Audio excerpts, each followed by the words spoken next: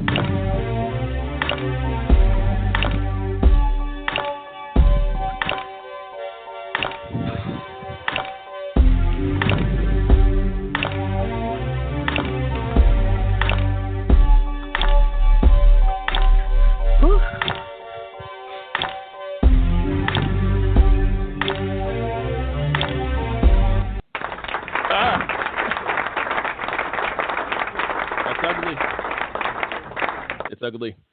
Oh, man. Good evening, everybody, and welcome to another Tuesday night broadcast of Real Talk All the Time. 100% real, unpolished, unrehearsed, unapologetic. Real Talk for real people with your host, myself, H.J. Morgan.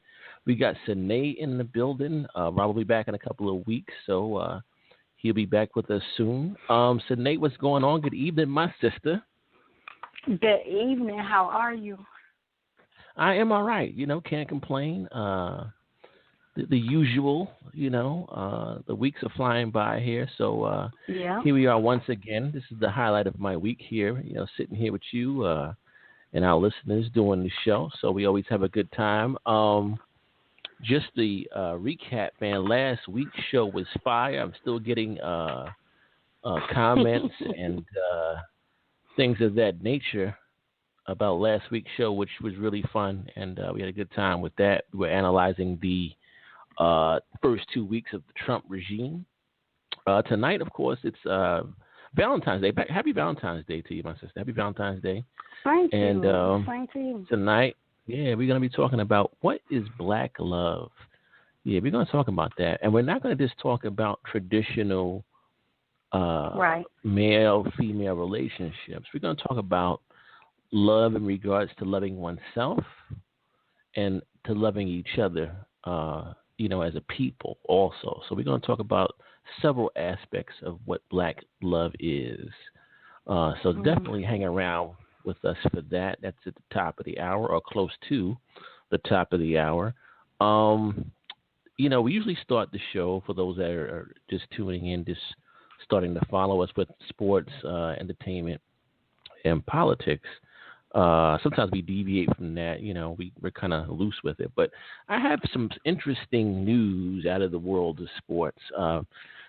Disturbing, tragic, so many words come to mind. But for those of you that don't know, Jerry Sandusky's son, Jeff, was charged a few days ago with sex offenses against minors. Now, here's the interesting thing. Of course, those of you that don't know, Jerry Sandusky was the former Penn State assistant football coach, convicted of molesting a slew of boys. Now, for those of you who don't know, the boys he molested were all children of color. These were all black children or some form of minority, and that he was sexually abusing these children. And his son has also, and it's interesting because I'm looking at the story now, and as of right now, the son is only suspended from his job. Now, here's the interesting thing, Sinead. The dude works for a state correctional institution in Rockview, Pennsylvania. So this guy is a CO, and he actually made bail. $200,000 was his bail. as his attorneys are not returning phone calls for comment at this time. But it's just weird. This guy is a corrections officer. Goodness knows what this guy is into. He's probably into all kinds of stuff. I wonder, is this a correctional institution for juveniles, or is this a men's facility, or what? But this guy is all types of depraved. There's 2 victims, apparently, that were minors that have come out. He had daily contact with them. He texted them and wanted naked pictures of these young boys. And when they refused, he said, well, please don't, go ahead and erase these messages. And apparently, the victim texts back, no, we don't need to talk. We aren't going to. The victim texts back or something like that. I don't know. He said, you did what you did. I'm not going to give you a chance to try to justify it. Apparently, the victim said, you literally tried to guilt me into doing it, and you even told me specifically what I needed to do. So this guy was there, this dude knew what he was doing. Jeff boy, your ass is in some shit, ain't you? Jeff is in some serious shit. I read that his brother came out against him. One of his brothers came out against him and said that if he did do it, he needs to pay the ultimate price. I know that Sandusky, he adopted these children, so this son that's his is his adopted son. So I don't know if he got that because his father molested him. I know the one that came out against his brother today actually said that he was molested by their father. So I don't know if that's where that comes from or whatever. God only knows if because I didn't know that he had adopted these children. So who knows if he was adopting them just to molest them and have his, I totally believe that he was. I'm going to be honest with you. I totally feel and believe in my heart that that's exactly what he was doing. He was adopting children for the sole purpose of molesting them. That's what I truly believe. And you know what? I believe that Jeff probably was a victim himself. Oftentimes, molestation or sexual abuse is the gift that keeps on giving, unfortunately. And, I think that he himself was molested. But, in the Sandusky house, all types of horrors have taken place. And, these children who were the main concerns, their lives will never be the same, ever. So very sad that this continues to come out. It's just complete depravity. And, you just never know how deep this rabbit hole goes. So that's what I had on that. I don't know. I mean, because I know you work with young children who are at risk. I know I've heard stories from friends of friends who in the New York area who have been in the system as far as being a foster child and the horrors that have happened to foster children as well in regards to sexual abuse. So, and a lot of these foster parents, get these kids. And again, I think sometimes it's for the sole purpose. It's almost like having your depravity wholesale. You have your wholesale pick of what you want to do. And, you get your little black kid, a little Spanish kid, a little Asian kid, and you got all the flavors that you want here in your little house of horror. It's disgusting. And you're right, it does. It spreads. It spreads like a factor tree because then it can in turn make a child become a predator against another child in the same house. Right. And they can take it to school, or if they in some type of group activities, after school activities, it just goes on and on and on. Right. It's like once you drop a dose in to the pool, it's totally contaminated. You have to be very careful with where you place children and who's monitoring who has those children and what's really going on in the background. Right. Well, sexual abuse has a ripple effect that it just, we don't know how far it reaches. We do know, like I said, that these children will never be the same again. Unless you have something else in regards to sports, directly or indirectly, I'm going to go ahead and keep it pushing to entertainment. Now, we just had the Grammys happen. I don't watch award shows, so I'm getting this information, by looking at different pieces of news here and there and certain comments from friends through social media. But there's a couple of things I want to chit-chat about. First and foremost, I'm going to go and go out swinging here, come out swinging. Your boy CeeLo Green. This cat came out dressed in a golden whatever the hell he had on. He looked like a character from one of these Avengers movies. The guy looked like Apocalypse and shit, a golden apocalypse from the last Avengers movie and shit. You know what I'm saying? Now, CeeLo is a little different, In fact, there's a few of them cats that, came from, they down from your side of town too, from the Dungeon family there. You know what I'm saying? From ATL, that's a little bit different. Andre was different. You know what I'm saying? Talented brother. But this golden outfit, like what in the holy hell? Like what was that about? Can you touch on that? I mean, you're from the ATL. What is that? I'm from the ATL, and I know personally some people involved in. I'm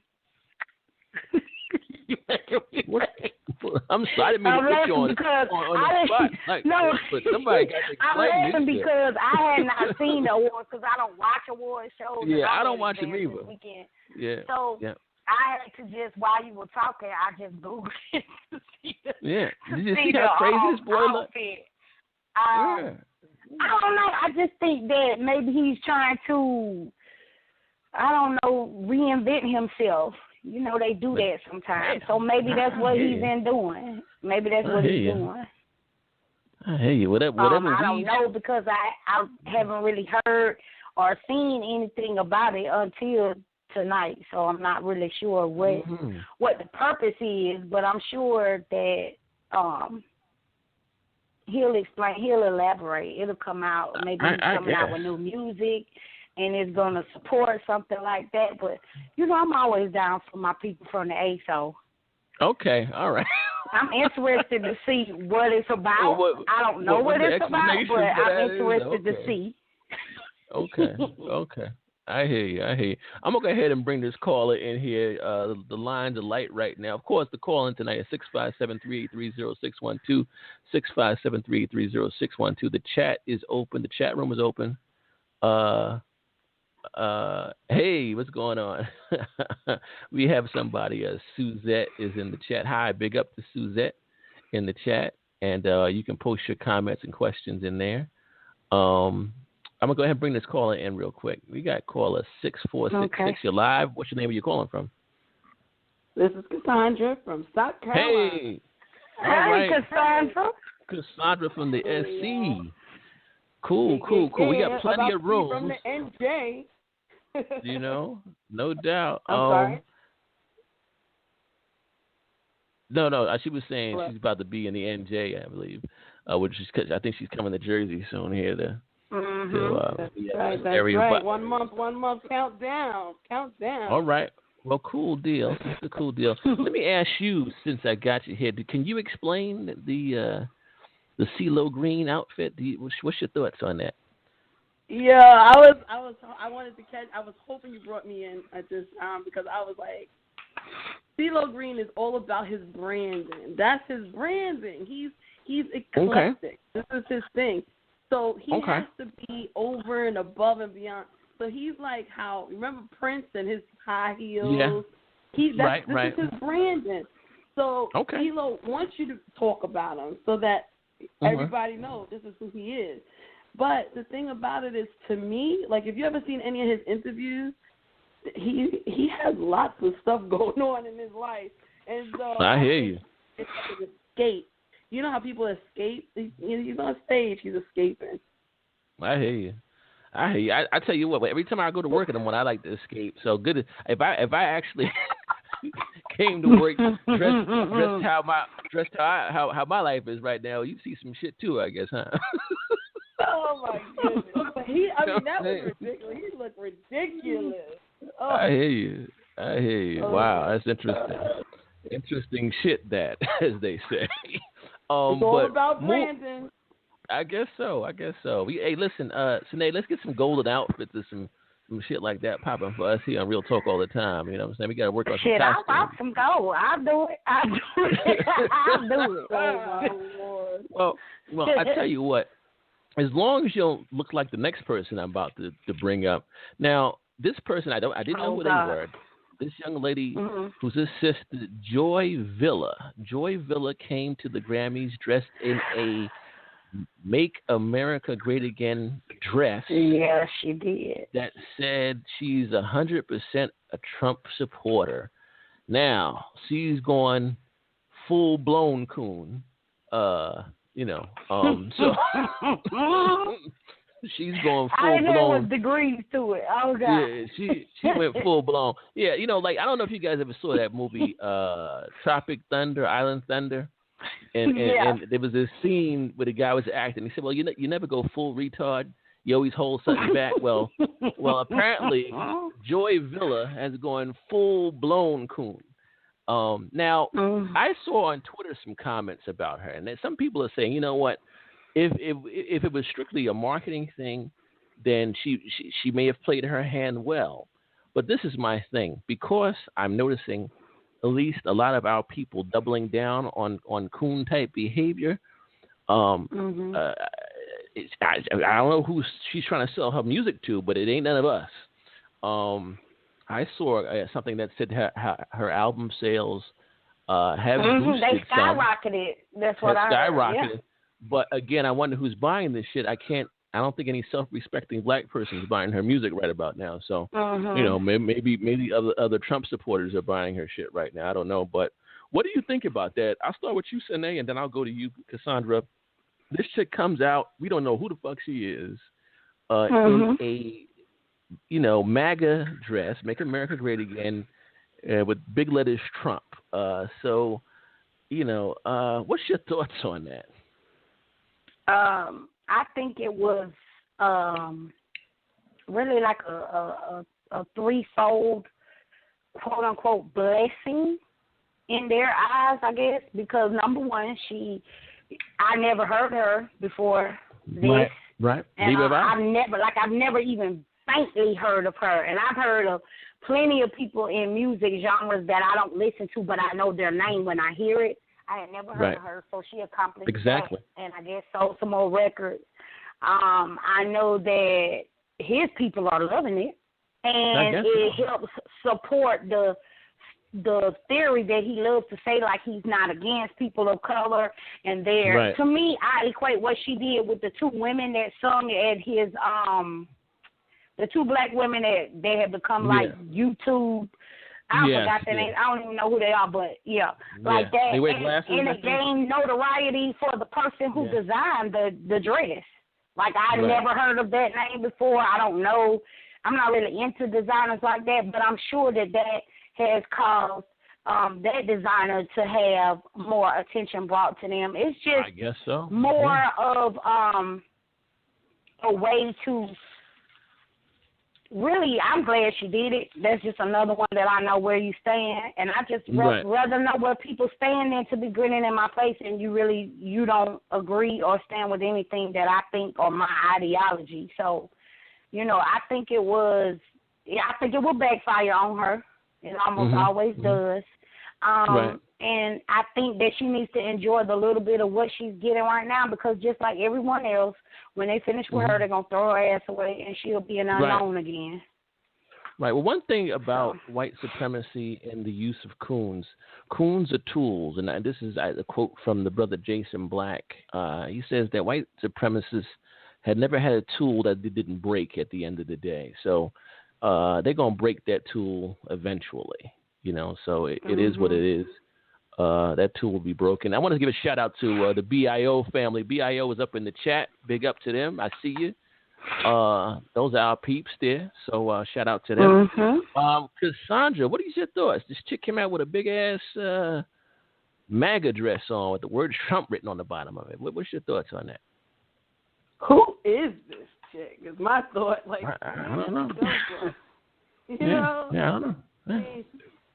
And I was reading up on it while you're talking a little bit, because I was trying to figure out, like, who is she? They have a thing here that says that her dress was made by an immigrant. Really? Wow. Well, his last name is Siriano, so that's not a surprise. I know the last name of the designer is Siriano, so he can expect a knock from ICE on his door anytime soon here, because they don't give a damn. That's one thing about this Trump regime. They don't care if you voted for them or not. If you ain't supposed to be here, he'll be making an exit very shortly. Your ass will get shipped off, exactly. It sucks to be him. If he is illegal here. You voted for yourself to get out. Yeah. So, so there you have it there. But I didn't know who this chick was. There's porn stars that I know that are more popular than this chick. So I don't know. But, yeah. Yeah, it is what it is. But that's all I have there. But I want to go ahead and being that this is Black History Month, and we've had so much, I guess some solemnness and sadness going on in the community with, first Trump winning and then Tom Brady winning the damn Super Bowl and shit like that. I figured that we can, share something here, a gift, if you will, some candy here on Valentine's Day. A leader of the KKK out in Missouri was found dead a few days ago. Gentleman by the name of Frank Ancona, professed leader of the traditionalist American Knights of the Ku Klux Klan, was shot and killed in Missouri last week in what officials called. Now check this out. This is some funny shit. Again, I said to you guys last week, listen to the verbiage and the words. Officials called this a tragic and senseless act of violence. Yeah, I'm gonna say that again. That was very ironic. They said this shit was a tragic and senseless act of violence. Holy shit! This is why I say the importance of us having a vehicle that we report our own news and write our own narrative is super important. You got to pay attention to the language. Tragic and senseless act of violence? Are you serious? Like this cat was some type of pillar of the fucking community? You know what I'm saying? Like, you know what I'm saying? Like, he had the key to the city and shit. You know what I'm saying? So let me go ahead, though. His body was found on a riverbank on Saturday with gunshot wounds to the head, according to Washington County coroner. Was ruled a homicide. In an interview, he said that Mr. Ancona, 51, was killed with a shotgun. Ooh, yeah, they meant business. And he was also shot with a 9mm handgun. So shot with a shotgun, and he pissed somebody off. Apparently, it was his wife. His wife and stepson. His wife and stepson offed his ass. So big up to her. Melissa Ancona, happy Valentine's Day, baby. We love you. Thank you so much. We appreciate you. Yeah. And her son. Yeah. Big up, man. Somebody find out and send them a box of chocolates from Real Talk all the time. We love you, girl. Thank you so much. Moving right along, something interesting that came up in the news just before we came on the air. Russian missile development violates a treaty. Apparently, this just came out amongst all this other stuff that's happening with, I believe it was the defense secretary or something like that. The guy resigned here just at midnight last night, or this morning, if you will.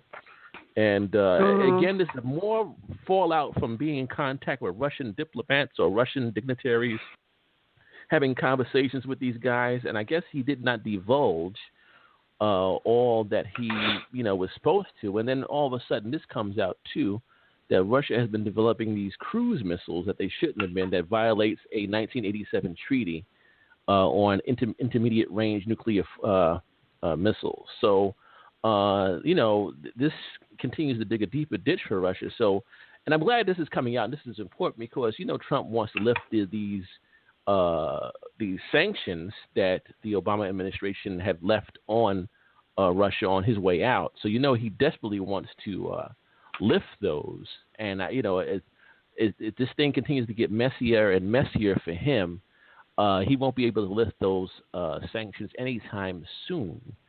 So I think that's super important that little bits and pieces keep coming out that, at the end of the day, if nothing else, leave some questionable behavior between some of our folks and the Russians.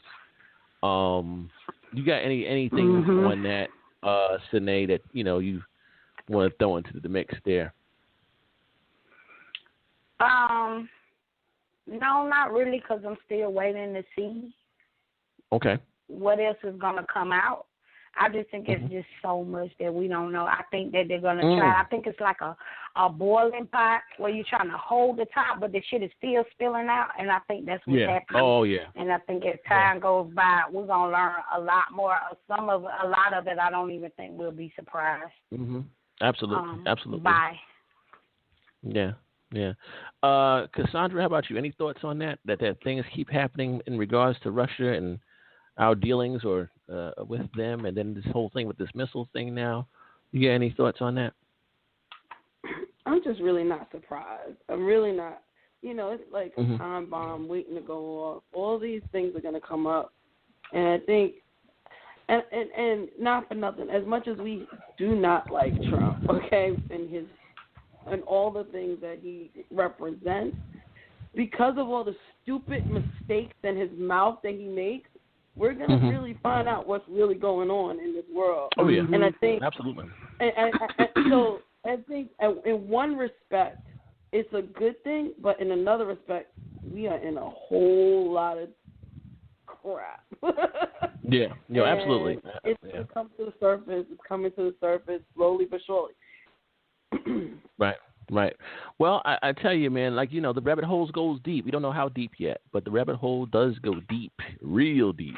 We'll have to see. We'll have to wait to find out. But it just gets messier and messier with this whole Russia-U.S. thing. Real quick, 10 states have legislation pending to criminalize peaceful protests. I actually posted this on my personal Facebook page, and I shared it. And I think everybody should share this information. Of course, in North Dakota, they're trying to make it so that you can actually run protesters over, if they're blocking the road. In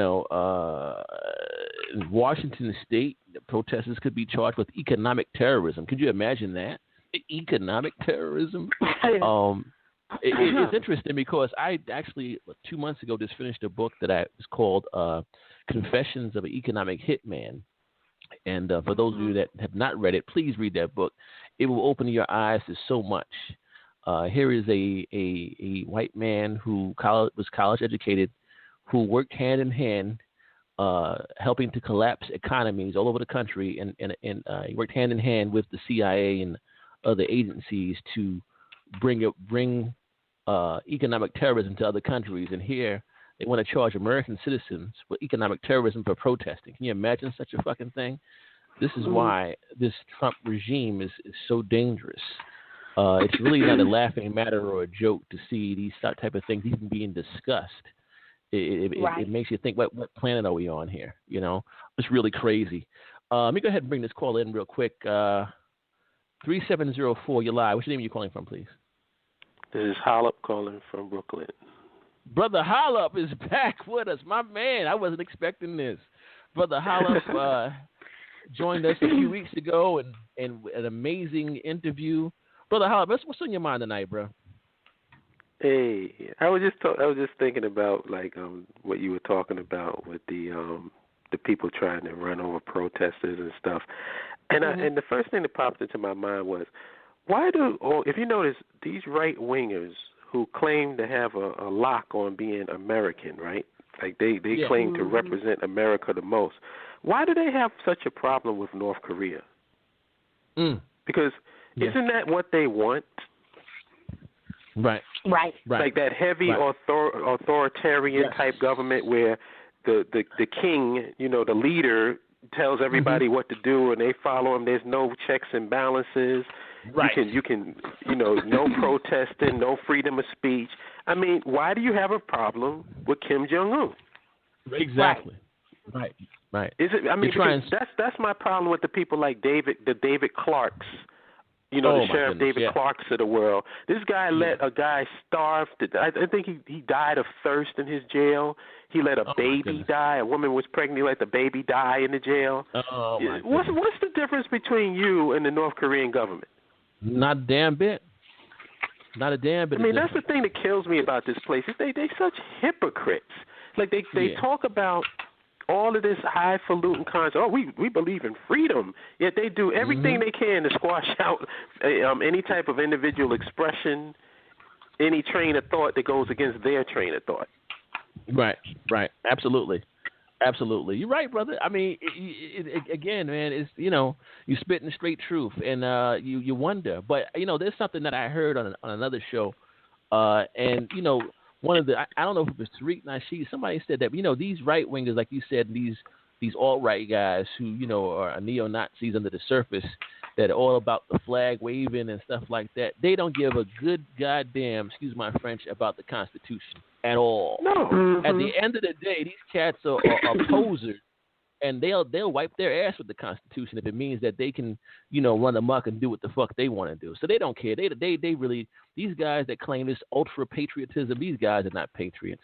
These guys are that just want to be, like you said, like they want to emulate North Korea and places like that. They don't give a damn about the Constitution, and they don't love America. Right? They don't love America. Authoritarian. That's that. And they, like Trump, can swear on the Constitution and protect it, and then once it's over, it's just like marriage vows. It doesn't mean anything. It's like you just going through it, say what you got to say, and then you're going to do what you got to do afterwards. It's crazy. Like I want to know this. This is the thing I'm really curious about, because I don't really hang out with right wingers or ultra conservative black folks or white folks or whatever. I want to know this. What do you Trump supporters have to say about this guy making the head of ExxonMobil Secretary of State? These people had an issue. These people was now keep in mind, I'm no Hillary Clinton fan. I can't stand her ass. But they was talking about put her in jail and chanting all this stuff and crooked Hillary because of a freaking email server. This guy put the head of ExxonMobil as the Secretary of State. Right. I haven't heard. I've heard jack shit from Trump supporters about what they feel about that.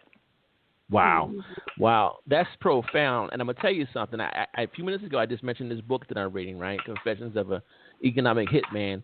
If I'm not mistaken, I believe it's either Exxon or the old school Texaco that's mentioned heavily in that book, and the things that they were behind in, when it came to working South America and trying to mold them into their will down there. I want to say it was definitely Exxon. It was mentioned a few times in that book. So it's kind of funny that you actually even brought them up just now, And I want to bring up something else. Yes, absolutely. What's the difference between George Soros and the Koch brothers? I keep hearing Soros, like he's, the right hand of Satan or something. He's a rich white dude, and so are the Koch brothers. What's the difference? That's right. One backs left-leaning groups, the other backs right-leaning groups. How come I don't hear nothing about the Koch brothers? Right. Because I guarantee you, these Trump supporters, a lot of his supporters are so hypocritical. If George Soros backed Trump, then he'd be the man. They wouldn't have a problem with it. Of course. Because everything they gave Hillary Clinton hell for, Trump is doing on steroids. Yeah. He's doing shit that Hillary Clinton could even dream of doing. That's right. It's like blatant upfront corruption. Corruption. And that they, like I said, they had an issue with an email server. These people are so hypocritical, man. Yeah. Oh, yeah. You know it. Absolutely. You absolutely know this, sir. You know this to be true absolutely all day, every day. Oh, man. I'm going to tell you, brother, you are welcome to hang out with us. And, in fact, I actually want you to, because I want to know what your thoughts are on this topic. And we're going to touch on a couple of things in regards to black love, and not just, like I said, male-female relationships. I'm talking about self-love and also love for one another. So if you want to hang out with us, you definitely welcome to. And we're going to take a quick 50-second break. We're going to take a quick 50-second break, and I'm going to come back, guys. We'll be right back, guys. We'll talk all the time.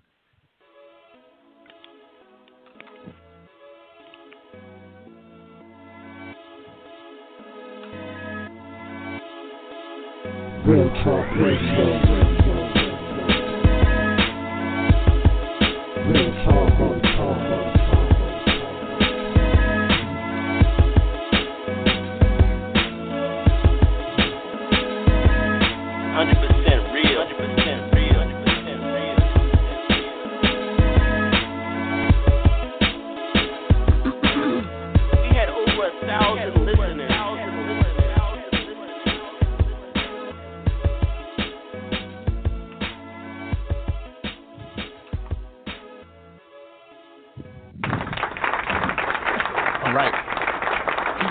tonight, the main topic tonight.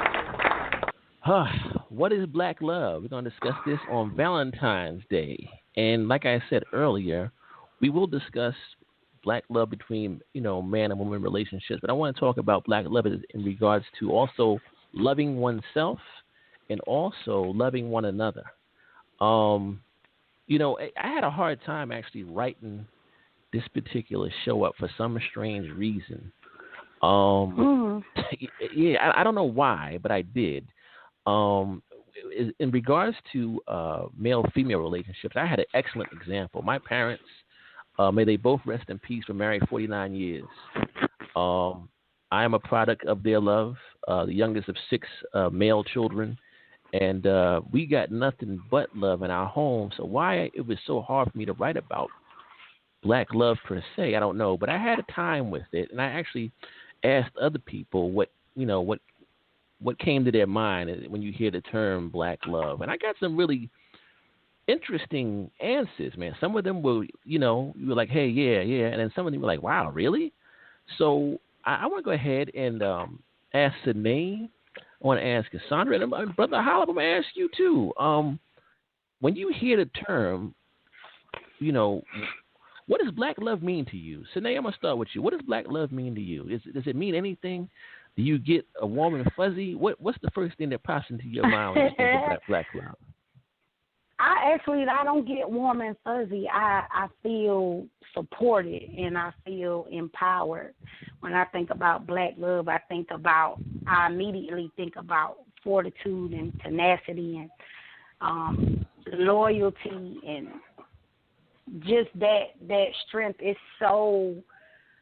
It's hard to tear down. They try to tear it down, but real black love is it's eternal to me, and it's innate in all of us, and I think some of us just try to run from it or don't choose not to recognize it, but I think it's phenomenal, and I really don't think that there's any other love like it, in my opinion. Okay. It is all-encompassing. It's so many things, but the first thing I think of is support and the strength and just how long it is infinite. That's what I think about when I think about black love. Okay. Fair enough. Cassandra, how about you? What's the first thing that comes to your mind when you hear the term, what does black love mean to you, or what is black love? What does anything come at you when you hear that? Well, the first thing I thought of, which was so not profound at all, was just life. That's the first thing I just thought of, was just life. One word. Okay. And so then I said, well, what do you mean, Cassandra? What do you mean when you think of black love and life? And I think mainly what I feel and what I think of is just how we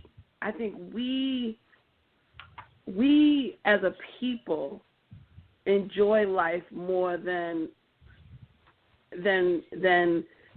people think we do. You know what I mean? And we enjoy family, Sunday dinners, being with one another. And so when I think of black love, I just feel like that whole life of love and grandma and grandpa and the things that I've always wanted in my family. So I think of the deepness of a family, and it's something that I've always strived to feel, that black love. It's hard for me, like you just said, it's hard for me to feel that way because of being, a only child and a smaller family, and I always look at other people and I see their love for their family. So when I see that, I'm always thriving and striving for that. Does that make sense? Yeah, no, it makes sense. So with that, it does. And so that's I just enjoy seeing black families thriving. Okay. All right. Fair enough. Brother Hollop, man, I got to get you on this. What comes to your mind, brother, when you hear what is black love, or what does black love mean to you? What's your first feelings on that? First thoughts on that? The first thoughts for me is that goes to my mind when I hear black love is being a defender and a protector of your culture. like when you really love and wanting the best for your people. Okay, yes. Because like, and I know this is kind of like, well, not really out of left field, but in a way, when I think about a business, like let's say a restaurant or something, I always say I want to make it the best experience possible for any people that come into that restaurant. That's my people. I want to make it the best for them. You know what I mean? Like a lot of times we'll open up a business and we kind of half-ass, well, it's just black folks, blah, blah, blah, and then we'll go all out for everybody else. I'm the exact opposite. I want to go out for my own and make sure that they have the best experience ever. Yeah. No, I feel you. So it's just putting your people first, protecting, defending your people, working in the interest of your people, and wanting to have the best and a good future. The funny part is that when I think black love, the first thought that doesn't come into my mind is anything intimate or romantic. That might seem strange. Like that doesn't even pop into my mind when I hear it. Yeah. Okay. Yeah. Okay.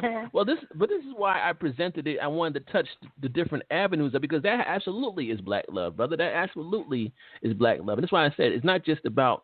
I don't want to just talk about male-female relationships. I want to talk about love for oneself as well and love for our people. Now, you express love for your people and for one another and wanting to do right by your people. That's definitely an expression of black love. I mean, you think about Malcolm X and Marcus Garvey. Shit, they had black love. Right. You know? They had nothing but, and they would give their life for it. And if you know what, if you brought them back today, they'd do it again. There's no doubt in my mind that they'd do it again. Shit, Nat Turner had black love. You know what I'm saying? So, you know, Jean-Jacques Dessalines had black love. You know what I'm saying? So absolutely. I think of Amos Wilson, because Amos Wilson was he had enough credentials where he did not even have to worry about this black stuff. He could have just did his time, got his money, and didn't even have to worry about it. But he sacrificed a lot because he loved his people. Right. Absolutely. I asked some people this question, some coworkers, some friends, and the very first sister I asked this question to, it was really bugged out because she came out with this, and it stumped me, and she went into why she felt this way. But I asked her, and this is what I got. I gotta be real because this is what she said, and I said I was gonna mention on the show. I said to her, I said, what do you feel and what comes to your mind when you hear the term black love? What does black love mean to you? And the first thing that this woman said to me was verbal abuse. And I said, what? Wow. It stumbled me back for a second because I wasn't expecting to hear that. But she explained that she was in a verbally abusive relationship with her husband.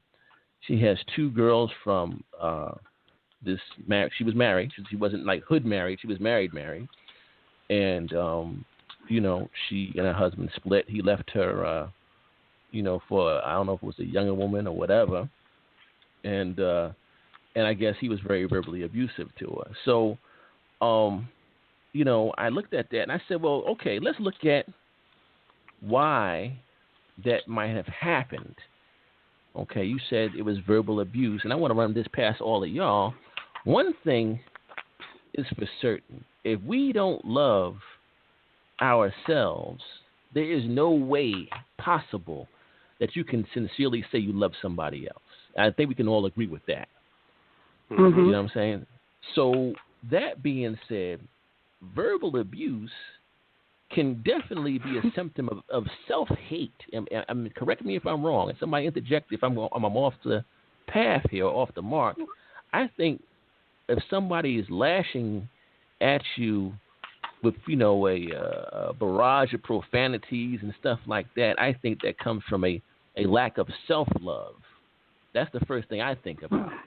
So I told the sister, I said, your husband may not have loved himself. You know what I'm saying? Or maybe, okay, because, we the people out here have mommy and daddy issues. Maybe he hated his mother. Maybe he didn't love his mom. Maybe he saw something growing up, that he didn't like from his mother or one of his parents, and that turned into a self-hate as well, and he projected that onto her.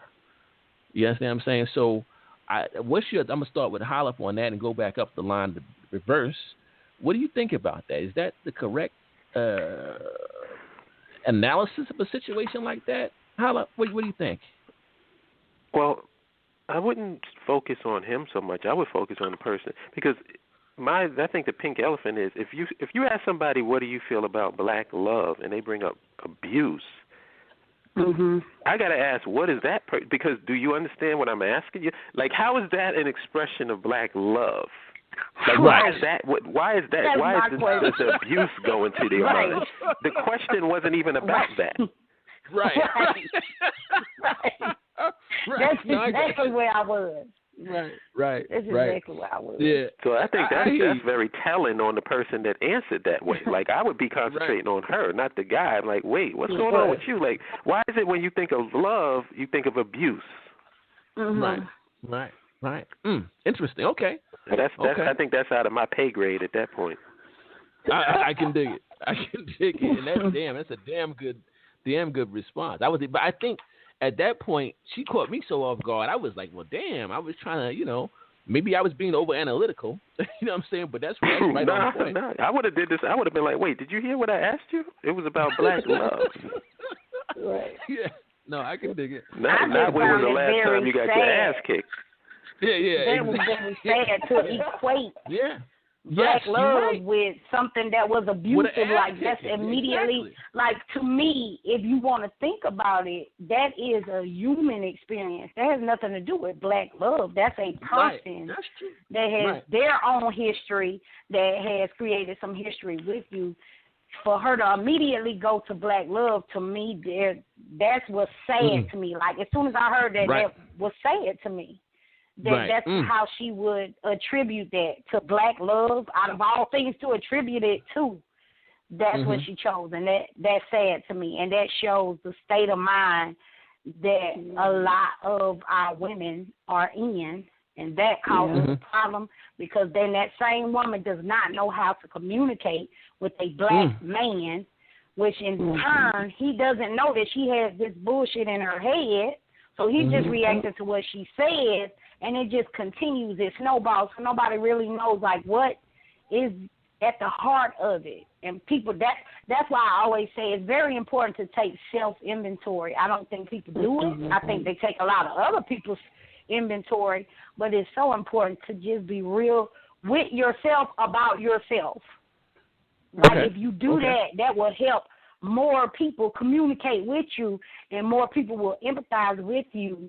Because to me, that was very sad for her to say that. Like, in a million years, if you told me to come up with 100 things, I don't think that would ever be on my list. Yeah. Well, it totally caught me off guard. Yeah, it totally caught me off guard. I was miffed.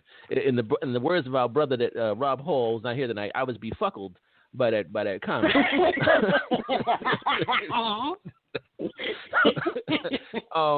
Cassandra, what do you think? Yeah, Cassandra, what you got? And Julie noted, I think the same thing. If she would have said that to me, I'd have said, wait a minute. First of all, love and abuse, you can't even put that in the same sentence. You know what I mean? And I think one of the things, like Shanae just said, I think that was a time of a point of time where you say, are you okay? You know? Yeah. Because what's going on inside of you? You know, she doesn't have room to love, so therefore, because she has whatever this is going on or has gone on in her life, she can't even understand what you're asking her. Right. Because she's so damaged either within herself, you can damage yourself, as well as the man or the relationship or whatever that she's gone through. So she just did not, she may not be able to understand love in any aspect. Wow. Okay. Fair enough. Fair enough. Well, I tell you, in my own defense, the only reason why I didn't reach out and hug her, we were in the office. I don't need any sexual harassment charges, so I just kind of left that alone after that. But Absolutely. you know what I'm saying? You know what I'm saying? That's the last thing I need. One of the things that I do want to say is this, and we're talking about black love, and I want to talk about family for a second. I came up, like I said, I was blessed to have both my parents. Let's look at this. One of the first things that was dismantled was the black family. When we were brought here, that was the first thing that they made sure to dismantle was a black family.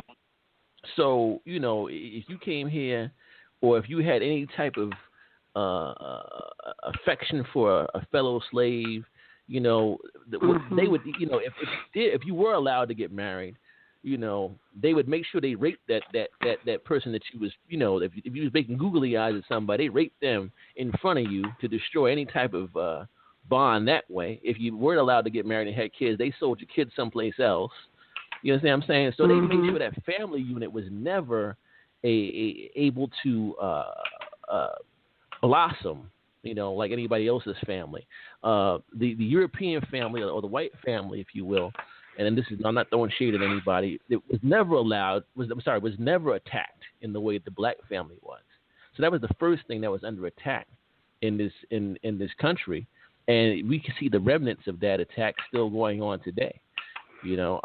So I think that this topic hits some chords with certain people when you talk about black love. I think it's a hard topic to even tackle, especially when it comes to black family, black relationships. It's a very tough topic to talk about. I think it's a sore nerve for some. I spoke to there's an Argentinian young lady who I actually spoke to, and I spoke to her because she is married to a black man. All her boyfriends in her life has been black, and she actually identifies as she would say, as a light-skinned sister. And according to her, in her country, in Argentina, there's plenty of black Argentinians in her country. And one of the things she said that she noticed, even in her man today, is a feeling of inferiority in her mate. Like her mate feels inferior to maybe a white counterpart or something like that. That to me goes back to a self-love issue. And I want to ask Brother Hollop about that, where this young lady said that she senses an inferiority and maybe a self-hate, and because her man is a very dark-skinned man, she says, but she loves it, every part of that about him, but she has sensed inferiority in him. What do you think about that, Brother Hollop? I think she with the wrong dude. Really? Yeah. Really? I mean, everybody, it's like, I notice that people tend to deal with things a lot on a superficial level. Like, you can go out there, you can find the darkest person that you can possibly find. It don't mean that they extra black or they any blacker than anybody else. Right. You know, it's like we go for the okie doke. You gotta look at people and how they treat others, how they treat themselves, how they treat the people that's closest to them, their parents, things like that. That gives you an indication of what you're dealing with, not just the visual. You know, because I think, and I did a video on this one, like both black men and black women,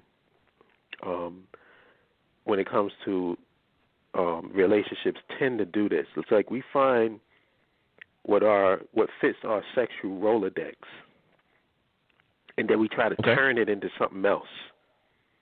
Okay. You know what I'm saying? Right. And I think we both guilty of that. It's like it's what I call the bullshit factor. Both men and women do. It's like that's real. They try to find what fits their physical appearance and sexual Rolodex, and then that's the first thing, and then they try to transform it into what they want on a values and principles level, and that don't work. Yep. You know, and I think admitting that is the first step so that we don't keep continuing to do that. But when you ignore it, then, you know, you get what you got. Like, people are usually with people that they genuinely don't like. You know, but they're attracted to them. And you don't have to like somebody to be attracted to them. You can be attracted to somebody you can't stand. This is true. This is true.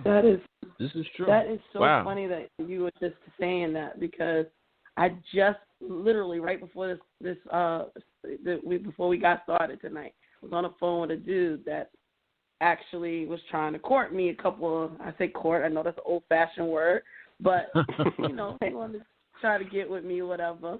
And he said to me one day, you know, I got to get my life together. You got your life so together, and I just feel like I need to get to where you are in order for this relationship to go somewhere. And I said, you don't have to get where I am. You got to get somewhere where you need to be. Right. You know, if you feel like you are not in a place that is comfortable, what makes you think I want to join you in that uncomfortable place?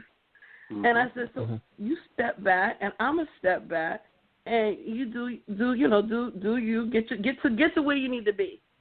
So I hadn't spoken to him in like 2-3 months, and he calls me tonight, and he's like, hey, what's up? He's like, you meet somebody yet? And I'm like, no, I haven't met anybody yet. He's like, yeah, I done had 2 other relationships since I met you. I'm like, oh, I guess whatever you was just talking about was nothing. You're not working on you. You're just looking for something that's convenient for you. I just can't. It was hilarious. Yeah. You know, you say you want something, but you got to work for it. Right. No, I feel you. Okay. I got a question here, actually, from the chat that I'm going to go ahead and ask. Suzette says, she wants to ask, is black love different from loving all brothers and sisters? I said I would pose the question here for our panel. So I'll start off with you, Sine. Is black love different from loving all brothers and sisters? I hope I posed that question correctly, Suzette. Okay. For me, it is. It absolutely is. Okay, cool. All right. Anything else you want to add to that, or is that straightforward? I mean, it's so much that I could add, but for me, it absolutely is. And the reason why I say that is because I cannot speak on any other type of love because I don't know any other type of love better than I know black love. And I grew up in a house with a Latin father and a black and white mother. But when I say black love, I mean love of color. So for me, yes, it's different because I grew up seeing it. I grew up seeing different kinds. I saw how my black grandmother loved me. And I saw how my uncles and my father and my grandfather protected us, that type of love, how I come from a long line of strong women. So that all my examples are black love. So I can't say, well, when I say black, I'm not excluding my Latin part. I mean my whole family. We love hard and we love strong, and we're very boisterous with our love. Like, if we love you, everybody knows it. You don't just know it. Everybody around you knows that I love you, because that's just how we emote. So for me, it's absolutely different. The reason why I say that is because when I look at other people and how they demonstrate it, maybe it's because they demonstrate it in a different way than we do. But for me, yes, it's absolutely different. Absolutely. Okay. Cassandra, do you want to Suzette, I hope that was a good answer for you. I ask you the same question. Is black love different from loving all brothers and sisters? Well, and I wish she was on the phone so she could say what she defines as brothers and sisters. When I think of brothers and sisters, I'm thinking of my black brothers and sisters. Exactly. That's what I was going to ask. Right. I didn't really understand the question. I think she was. My assumption was she was including other people like brothers and sisters of the world, but my assumption was that she did not mean people of color. So, I mean, I don't know if that's what she meant. Yeah, I'm going to need some clarity before I answer. Okay, so Suzette, you're listening in the chat. Type, do you mean our black brothers and sisters, or do you mean humanity as a whole? Can you clarify that question for our panel, please? She says, when I say all, I mean, she means everyone. So I guess she means even outside of the outside of Melanoid people. Oh, yeah, it's different. Okay, that's all I need to know. Damn, okay. Wait, I can only imagine how it's response. Well, I mean, go ahead, Cassandra. Okay, so all right. So what is your response then to now that the question has been clarified? What is your response to that? Be real. This is real talk all the time. You can be real. Yeah. So my answer would be yes. I mean, I'm, it is what it is. Black love and the rest of the world of brothers and sisters, like we are the world people. Yeah, that's different. Okay. Okay. Black love is a deep foundation of supporting our community, supporting our what was taken from us, supporting what we need to learn about ourselves, and to really be able to help one another in this fight for learning who we are. And this fight for even just being our black brothers and sisters. And so, yeah, I think it's a little different. Okay. All right. Brother Holla, I'm going to let you go, and then I'm going to rock after you. What's your response to that question, sir? I don't owe anybody outside of black folks my love. Boom. Okay. White people got enough people loving them. They can do without mine. Okay. Or anybody else. My love is for my people, and I have a universal sensibility. I mean, we're all human beings living on the earth, so I understand that. But love, that's for my people. I can respect other people. Right. Okay. If you respect me, I respect you back. But I don't owe anybody outside of my people my love. Okay. Fair enough. I'm going to respond to this as well, okay, so she says, so you're saying black love is exclusive to the black community. I must say, Suzette, for some of us, yes. I'm just being real. So, yeah, that was her response. Suzette says, so you're saying black love is exclusive to the black community. And I'm going to say, for some of us, yes. Now, I'm going to give you guys an example. For those that don't know, I've served my time in the military, both active duty and reserve.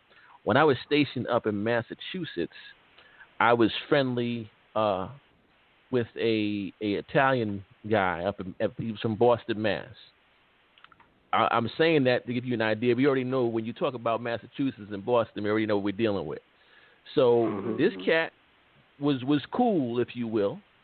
All right, I'm doing a little code. He was cool, and we would have lunch and stuff like that. Of course, we both wear the uniform, and when you wear the uniform, you're supposed to, there is a brotherhood. But one thing he told me, and I respected him for this. Okay, we were sitting down having lunch. He would buy lunch sometimes. I would buy lunch sometimes. We did each other favors every once in a while. Some of these favors weren't the right thing, but we had each other's back when it came to certain things. But he told me something very profound, and I want you to listen to this, Suzette. He said to me, he said, Sergeant, I'm going to tell you something. I said, what? He said, we cool and all. He said, but if we were ever in a situation where we got locked up and we were in prison, he said, I hope you would understand that I'd have to roll with the Aryan Brotherhood if it came down to it. I looked at this cat, and I wasn't completely taken back. So I was like, okay, boom. So, these are all these, and I'm not trying to say that everybody gets down like this, but I'm gonna have to say a lot of them do, and at least he had the honesty to come right and say that. And I respected doing. We were still cool after that, but I knew that if it came down to a situation like that, then yeah, I might have to bang on homie.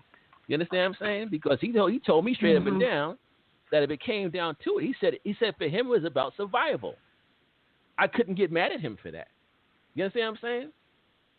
Mm-hmm. So his response was the same as Brother Hollop's response. You understand what I'm saying? He straight up said, yo, if it came down to it, we locked up, we doing a bid. I know you because we were in the military together. He said, but yo, I'm going to rock with the Aryan Brotherhood for survival. I said, all right, yeah, it's all good. You know what I'm saying? I guess I'll be Black Guerrilla Family then. You know what I'm saying? I mean, it's going to do it. You know what I'm saying? So, but I respected him for that. But what happens is this, and let me just say one quick thing, Cassandra, I'm going to let you rock. What happens is this. Because black people have been taught to hate themselves for so long, we never think black love first. It's almost like a mind control has been put on us. And if we do, even if we feel it in our heart, it should be black love first. Some of us even feel guilty. You understand what I'm saying? Yeah, well, is this right for me to say this? Is this right for me to feel like it should be black love first? A lot of us feel guilty even thinking this shit. And where this guy told me with a straight fucking face eating some fucking wonton soup, boy, I gotta kill you if I have to. I'm like, wow, all right. You know what I'm saying? So this is real shit. So Brother Hollop is absolutely right, and he shouldn't feel bad about it. You understand what I'm saying? Go ahead, Cassandra. Oh, I don't. Trust me. Go ahead, Cassandra. Because what most people don't realize is that... Go ahead. I'm sorry. Go ahead, sister. The only thing I was gonna say is it's just funny. He didn't say he was gonna go hang out with the Italian boys or the Jewish guys. You see what I'm saying? Right. Yeah. Right. He said straight Aryan Nation. That's what he said. I said, oh, okay.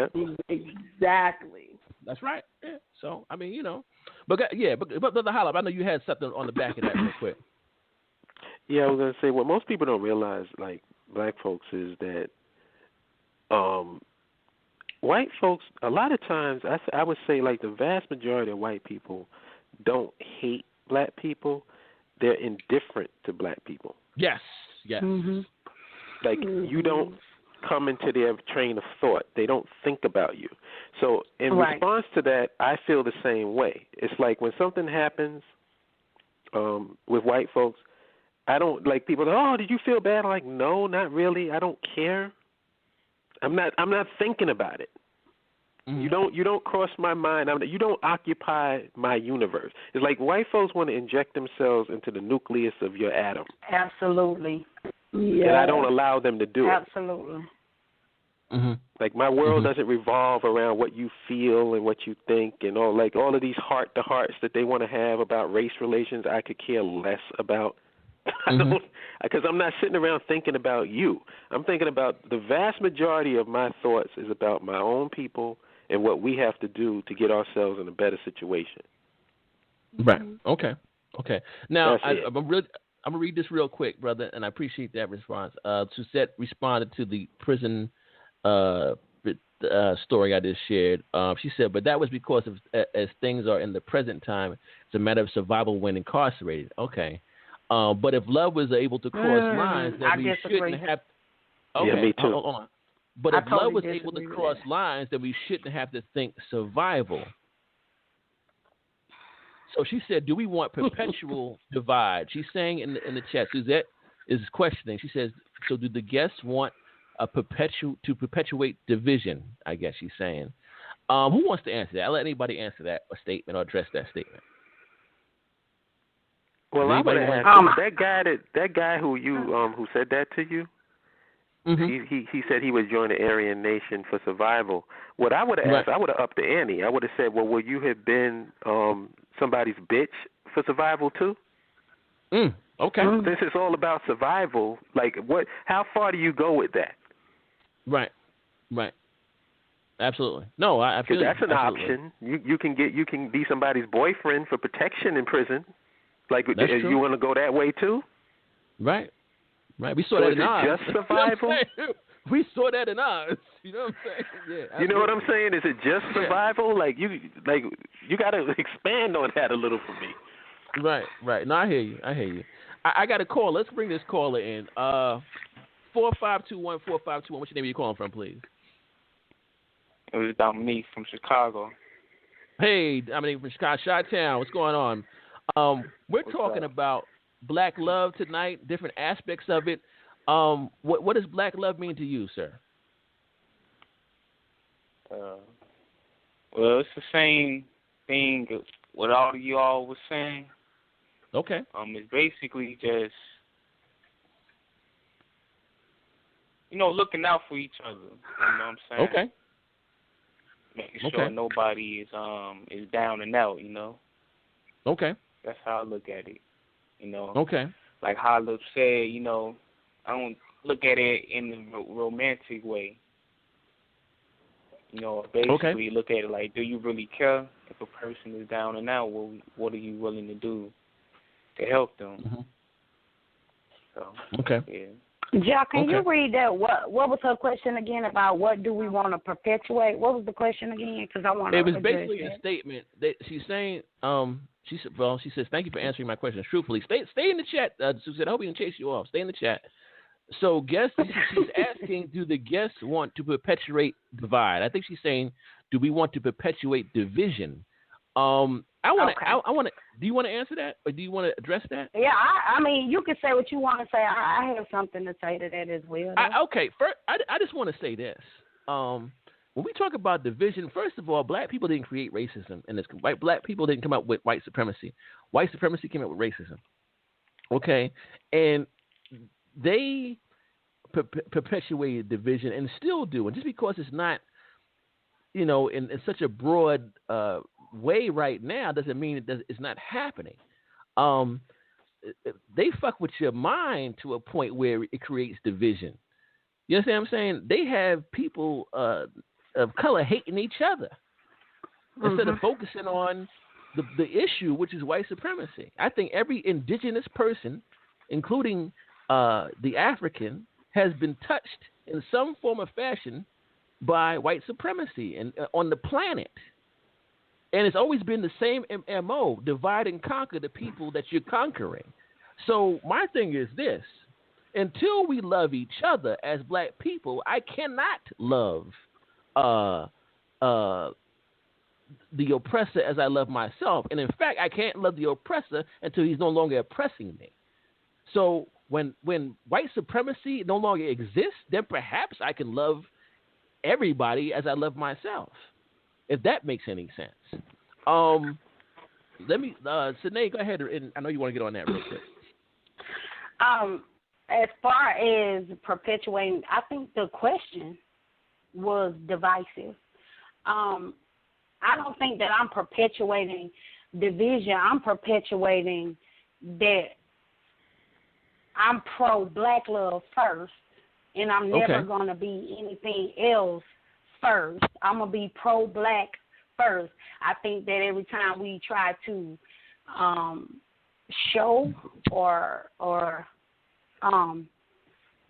exemplify black love, someone comes in and asks a question like that, and that question is divisive in my personal opinion. As far as the survival, I've seen many instances, and I have experienced instances that had nothing to do with survival, as far as going to jail or having bodily harm. I've seen it on my job, where the same people that laugh and talk with me and sit in meetings with me and do all of these things, that we have built a rapport through years. I'm not talking about months or weeks. I'm talking about years.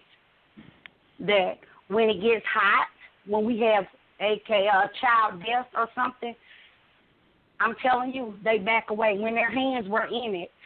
But who you eat lunch with and who you chill with every day, and, oh, I missed you, you was out, and how are your kids? I've seen them distance themselves quickly, expeditiously when it gets hot. So they don't have to be, a person like that does not have to be in fear of their life or trying to survive. It is definitely about self-preservation. And on any given day, I am never, ever fooled to think that when it comes down to it, they're going to step in front of me and protect me and guard me they're not going to do it. They're not going to do it like a black sister will or a black brother will. They're not going to do it. That's a fact. So for me, it's not about being divisive. For me, it's about cheerleading us to protect us and to love us first. There's nothing wrong with loving us first because everybody else loves themselves first, and that's the problem. When someone interjects and asks a question like that, to me, that is divisive. That is planting a seed. And so because I can't be deterred, I can't be swayed from that, no, I'm not being divisive. What I'm saying is I'm pro-me, and I'm black. Okay. So I'm pro-black first. Okay. Well, Suzette is saying that she said, I appreciate the lady's honesty. She says, thank you. I'm reading from the chat here. She's saying, are we saying that are all white-skinned people the same? Does anybody want to touch that one? No. No. Holla, you want to get on that? Yeah. All right. I'm going to let Holla answer I'm quite sure. See, it's not my job to try to find the good white people. That's not my job. Right. So it's like I don't even get involved in those conversations. See, you notice something, and it's nothing against the sister asking the question. I'm not trying to attack her or anything like that. Right. But I just want her to look at the mindset when it comes to black folks. Nobody ever goes into a Chinese restaurant and say, I noticed there's all Chinese working here. What, are y'all divisive? This is true. Right. You're right, brother. You're right. The only people that get accused of divisiveness is black folks. Right. Nobody. You don't go to an Italian restaurant. You honestly, when I go to an Italian restaurant, I do not expect to see no dreads there. Right. Making pizza and shit like that in the back. Yeah.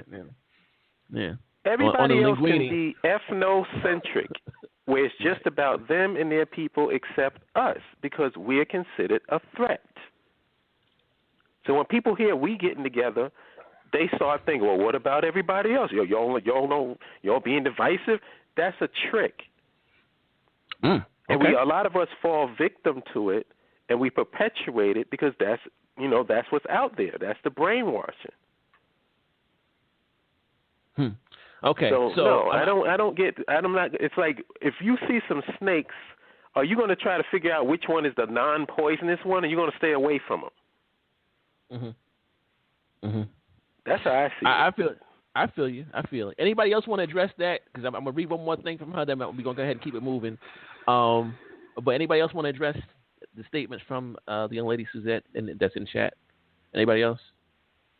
No? Okay. I did. She says one. I'm going to address one last thing. She says, so personal experience dictates your focus. Okay. I understand that, but you don't want them coming to you. She says, we don't want white people coming to us. I guess that's what she's trying to say. And she's saying that white supremacists... What does that mean? Coming to us for what? Okay. And then she says, no, you're not... Suzette, you're not offending us. We're answering the question as best we can. Don't worry about it. You're not offending anybody here. No, I'm not offended at all. No. We're hard to offend. We get death threats on the show. So I don't get offended. That's a crazy word anyway, offended. What does that mean? I get death threats all the time. So, Suzette, you're not offending me. I'm sorry, I'm off track. It says white supremacist groups. She says white supremacist groups are divisive. Okay. Let me say this real quick, and then I'm gonna They're go ahead. Also irrelevant too. I'm gonna say this real, and I'm not trying to go cosmic on y'all, but I'm gonna quote something from Neely Fuller, who I respect deeply. Neely Fuller says that technically speaking, on this planet, we're supposed to all be living as universal man and universal woman, living under the guidelines of universal law. Right now, we're not living that way. We're living under the law of white supremacy. And I'm going to be very direct. Until that is replaced with the system of justice, okay, we can't worry about loving anybody else but ourselves right now. And I hope, Suzette, that this clean cut is direct to what we're trying to say right now. Until the system of white supremacy no longer exists, we can't worry about loving anybody else but ourselves, because we've been taught self-hate for 400 years. Okay, so I hope that addresses part of what's going on with what you're saying. And I appreciate your question. Can I say something? Yeah, go ahead. I've often wondered, because it seems like when it comes to black folks, the absolute worst extinction level event is for us to hate other people. Like, I get the sense that people feel like if we hate other people, that the world is going to spin off its axis or the universe is going to explode. My question is, if that's the case, how come other people ain't got a problem hating us? Why is the universe not exploding with all the hatred that we getting as a people? I feel you. I'm just curious about that. Like, if hate is such is like a third rail for black people, how come everybody else embrace hatred of us and the world is still spinning? Mm-hmm. I hear you. No, I agree with you. I mean, as you say, as soon as we start talking about doing certain things for self and things like that, then suddenly the spotlight is like, uh-oh, you guys are being such and such. You know what I'm saying? And it's wild. It's like, wow, really? And it's a reason for that. There's a reason for that. It's not just an accident. No, of course not. Of course there is. Let me bring a caller in real quick, everybody. Please be patient with me. The lines are suddenly blowing up, such as always during the getting close to the last half hour of the show. 8947. What's your name? You calling from, please? 8947. You're live. Last four. 8947. 8947. Hello. Maybe they. Okay.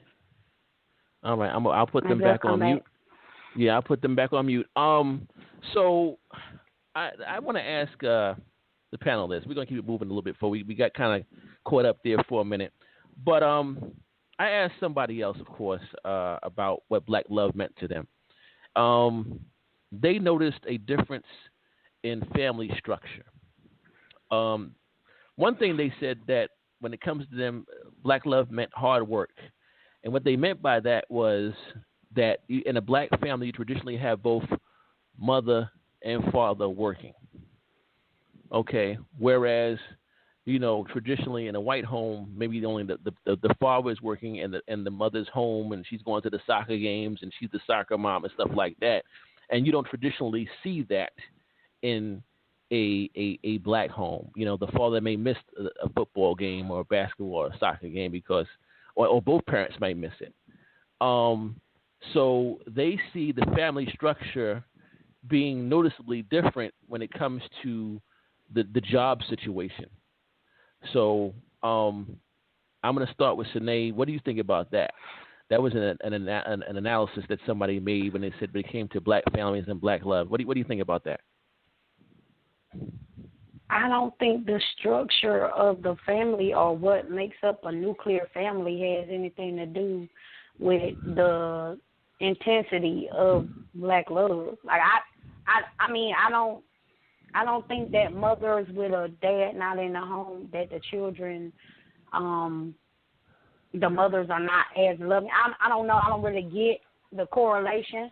Maybe I'm not understanding it, but I don't get the correlation between the two because I've seen bad situations come out of two-parent homes and extraordinary situations come out of a one-parent home. So I can't necessarily just go with that. And you know what I do for a living, so I can't. Right. I don't see that. That's not the story for me all the time, or even most times.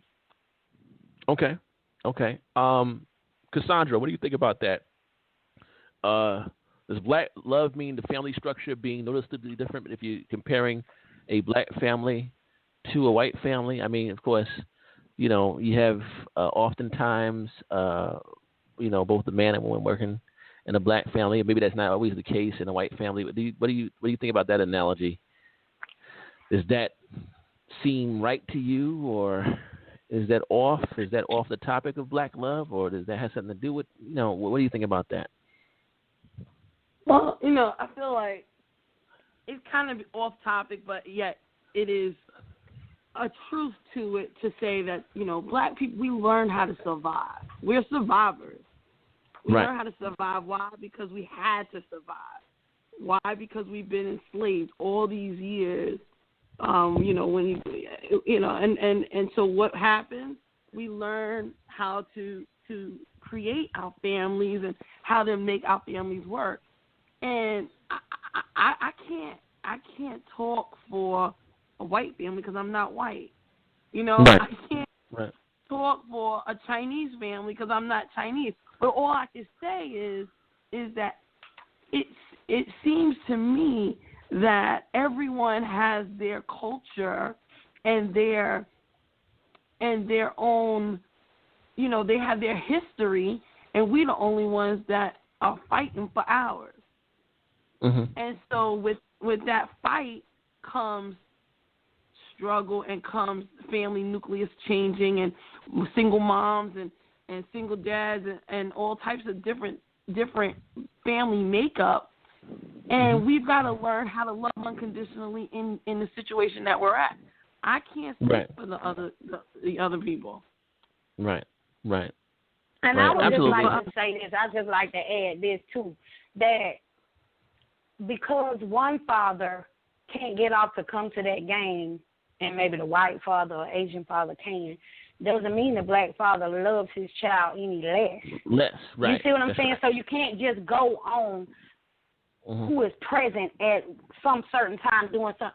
You know what I'm saying? There's a lot of other circumstances that go into that. So that's why I guess it's hard for me to connect the two to see, because black love to me is dynamic, and I've been a single parent of a man child for mostly all of his life since he was one, and I've had to try to do both. I could not be his dad. I tried to put things in place to help represent what a dad would be. As far as having him do different things and different activities and mentors and stuff like that, but I don't know if I can just really equate the two with, okay, the best love comes from a stay-at-home mom and a dad who works and makes all the games. I can't say that. Right. Okay. Brother Holla, I'm gonna get to you 1 second. I want you to touch on that, but not for nothing. My first early years, my mother was home with me. I was the baby of 6. Okay, so my father worked 2 jobs, so mine was home with us. And my idea of black love was this: my father would put cardboard in his shoes because the soles were worn out in order for us to have whatever we needed to have. You understand what I'm saying? So that was the family structure in my home. He would sacrifice so that we had, So I look at that as the family structure and black love and the family structure. He sacrificed for us. As far as my brothers, all of us siblings, we loved each other dearly. If you fought one of us, you fought the whole family. Everybody came outside when it was time to rumble. We all came outside. You know what I'm saying? So that was black love for me. You know what I'm saying? So we loved each other as a family unit sincerely and deeply. And to this day. So I had that to go by. So when the sister said this about the whole, both parents had to work, and most white families, don't. Their units, both parents don't have to work. I couldn't really speak to that because, like I said, I saw what I saw when I was a kid. And you know what? When I was playing basketball or football or running track, my father did come to those. You know what I'm saying? So, both parents may not been able to make it, but Pop was always there. So I could say that. Brother Holla, do you have anything on that? Could you give me that question again? Because I couldn't quite understand. Well, basically, it was a little strange. I asked the sister about what black love meant as far as a black family, and she said black family structure, and I wrote this down, was noticeably different than a white family structure. And she pointed out how most of the times, in a black home, both parents had to work. And in a white home, it might not be that way, where the father would work and the mother would be home. So she noticed that the family structure was different. And a black family structure, the parents had to work harder than, per se, the white parents did. And that hard work, I guess she was trying to say, meant that it was a form of love for their family. And I'm trying to make as much sense as I could of that, but that's what she was trying to say. I think she kind of went off the topic, like the other lady. Yeah, yeah. Like why? See, that's the thing. When I think of black love, it's nothing negative. Like it's like you asked me, Holla, what do you feel about black love? Well, you know, I was dating this girl and she cheated on me. Like what does that have to do? Like why isn't the first thing that goes to their mind something negative? That's the thing that I would be asking. Right. Or something, you know, like, I mean, that's another discussion. It's not like it's, you know, something we can't talk about, but how is that related to black love? Right. Absolutely. That bothers me, too. It bothers me to when you equate black love to something so negative. I mean, that is ridiculous. I mean, we shouldn't be surprised because they associate black with everything else that's negative, black ball, blacklisted. You know what I'm saying? It goes on and on and on. So I don't know. I guess it's a surprise to us because we don't see it like that. That's definitely a construct right there. Everything that, like you said, everything that's related to black has got to be negative. You know, so but that's a construct of the subconscious mind any damn way, and we fall right into that shit. That's the stuff that we fighting. You know, we got to get past that where. And I know, like, for me, just on a personal level, I've fine-tuned and fought that type of stuff tooth and nail because I'm not going to let somebody make me feel a certain way about myself or my people. I'm sorry. It's not happening. Right. You are not. Right, like, I marginalize people just like they marginalize us. Right. That's how I do. It's like I'm not going to put you and put your value. It's like, if you notice, it's like 500 people can get killed overseas, but one American die. Oh, God. What about those other 499 people that's no longer on this planet anymore? Right. Interesting. You know, so don't allow them to make their values or their themselves more valuable than you are. Right. Because the reality is they're not. Absolutely.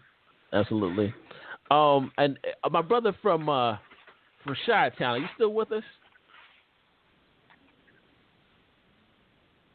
Okay. That's my brother, by the way, Dom.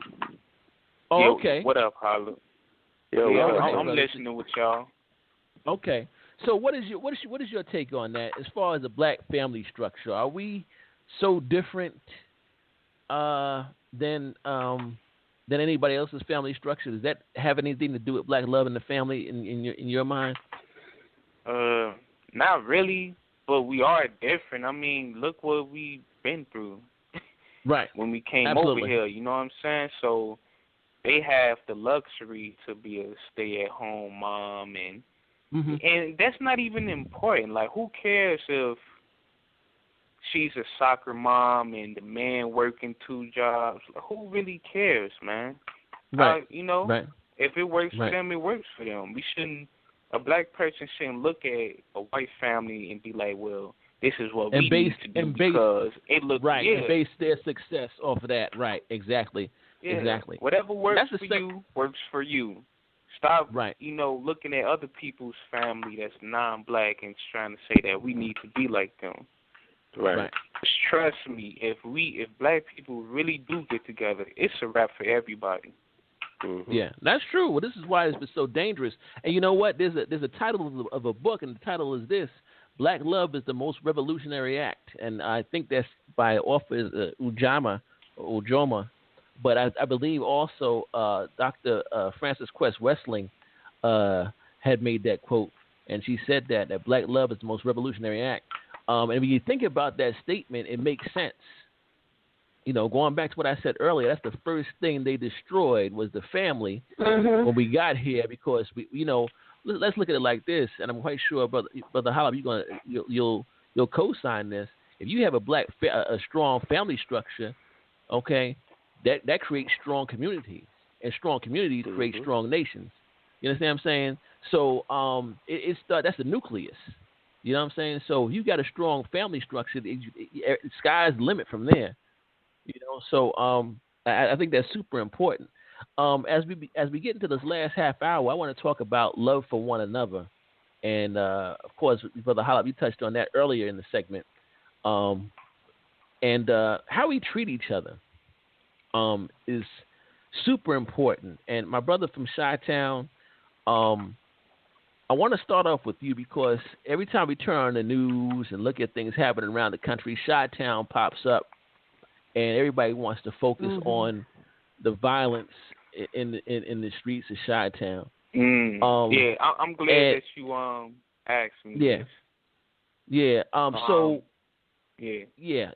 I mean, you know, in your mind, brother. I mean, what's the situation out there? I mean, you know, what can we do to love each other more in areas like Chi-Town? You know. Well, I'm gonna speak on the real reason why the violence just been going crazy for the past 7 years. Okay. The problem is, and nobody speaks on this, and it kind of makes me mad. We have to point the fingers at the DEA and El Chapo for the reason why the violence just went crazy for the past 7 years in Chicago. Then we can talk about the black-on-black crime, because those two names that I've mentioned are the reason why drugs came here, even though it was drugs here, but, you know, the drug trade became more prominent again. And the guns. El Chapo had his people out here in Chicago. Mm-hmm. And they have put this on the news and have written news articles, but it's like people don't want to pay attention today. And we keep on focusing on, the black men killing each other and, you know, the black people got to stop. No, the problem is the DEA and El Chapo. Wasn't nobody in the early 2000s, I remember this. It was gangs out here, but wasn't nobody really gang banging hard like that. So you had different gangs hanging out with each other, but they were still making their money. And, you know, violence and all that stuff was there, but it didn't go crazy until 2010. Okay. So then that's when we saw and everybody want to focus on, you know, Chief Keef and them. They start making their music like they was the issue. They not the issue. Right. We have to start holding those people accountable. Right. They created this situation. So what do you expect for, you know, a young black male that probably comes from a broken family, have no resources. He don't have nothing, and they provide him with gun and drugs. What you think is going to happen? Right. No, I understand. Hey, and I just want to say this. I have mentioned this on the show several times, and Sine, you can attest to this. I truly believe that there's other things happening there. You can't tell me. First of all, the Chicago law enforcement spend millions of dollars into equipment and things like that. We talk about surveillance equipment and stuff like that. All types of stuff. You're trying to tell me that groups of unorganized, for the most part, let's say late teens, early 20s, are able to outsmart law enforcement, do all these shootings, never seem to be caught. You understand what I'm saying? Which of course increases, you know, the shooting statistics.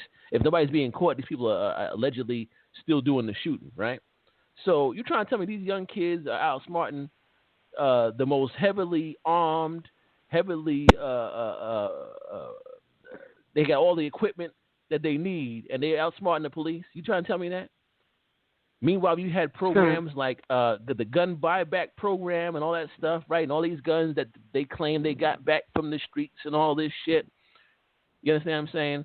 I truly believe that the police are involved in more of these shootings than we realize. That's what I believe. And they are. You can't tell me nothing. I do too. You can't tell me nothing different. I think the cops are doing the shooting, and they're using the guns from the buyback program to do this shit. Yeah,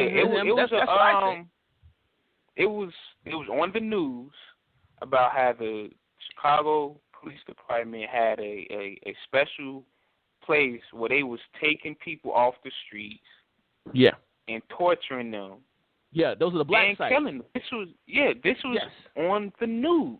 So this is what pisses me off on why people keep Brother, I mentioned that on this show. Yeah, I mentioned that on this show. It's not the games. I mentioned Sidney. If I'm lying, I'm dying. I mentioned that maybe I think a couple of weeks before we had Several Brother Howard times. come on. I said that they got black sites that they're taking people to in Chicago. Yeah, all right? did anybody read the DOJ reports? This is all exactly. Yes, exactly. This is all there. It's documented. Exactly. Yeah, Chicago. And, I just find it funny, like, and I gotta say that I'm touched that the system really cares about Chicago youth. I'm really touched by that. They're really concerned about the black youth killing each other. It's got to stop. Right. Exactly. Yeah. No, I hear you. Give me a break, man. Yeah. But no, we talk about. I talk about stuff like that on this show all the time. Honestly. But yeah, they got black sites that are in operation right now in Chicago that are taking, like you said, torturing these people, like they do in Guantanamo Bay, okay, and waterboarding civilians and hurting and harming and killing civilians right there in Chicago. Yo, I gotta speak on this. I'm glad you mentioned this. Go ahead. Do brother. you guys know who Jeff Sessions is? Yes, of course. I know this guy is good. I'm surprised that this is not as big a story as people. This guy is going to be the Attorney General of the United States. Do you know who this guy? This guy is a raving lunatic. Yes, he is. If you thought things was bad under Obama, oh my goodness, that's going to be like an appetizer compared to this entree that's coming up. Yeah, of course. And the thing of it is, I don't want to get off too much. I want to close out with a couple of more things on Black. We got 15 minutes left, but they wouldn't even let the who was the lady who was trying to read Coretta Scott's letter about Jeff Sessions? They shut her the fuck up. They were, oh no, don't read that. You ain't gonna read that shit here. You know what I'm saying? So I'm like, damn. You know what I'm saying? They didn't even want her to say nothing. You know, so yeah, they didn't want to hear none of that shit. You know, so I'm like, wow, man. You know, I just ask everybody, do your research on Jeff Sessions. Just go to the internet and look up his philosophies on drug policy. This is a guy who says the solution to the drug war is not decriminalizing drugs and making them legal. It's harsher sentences. Yeah. And that's just on the drug policy. He's a raving lunatic on just about everything. Right. So he wants to double down on the Rockefeller drug laws, basically. You know what I'm saying? So, yeah. And you he think wants to double guy, down on when that. it comes down to police brutality, what do you think is going to happen here in America? You think any cop right now? These cops know they have a go sign to do whatever the hell, and Donald Trump just co-signed civil forfeit activature, where the cops just basically steal your shit. They could just pull you over and take your shit, and no penalties, nothing will happen to them, and you ain't getting your shit back. Legal. This is all legal. Right. Like I said, there should be people coming into the BAIO in droves. It should be like thousands. But you know what? Trump is just getting warmed up, so I'll wait. It's cool. Yeah. Well, we got about 15 minutes left. Let's just around the panel here. Any other thoughts about what black love is? Now, it doesn't have to be, like I said, one-on-one couple relationships. It doesn't have to be, like I said, black love for self, love for your people. Sine, what do you got? Anything? Any closing thoughts on black love for you? Most of the time, it's what I normally say. I think that black love is important, and I think that it starts with implanting the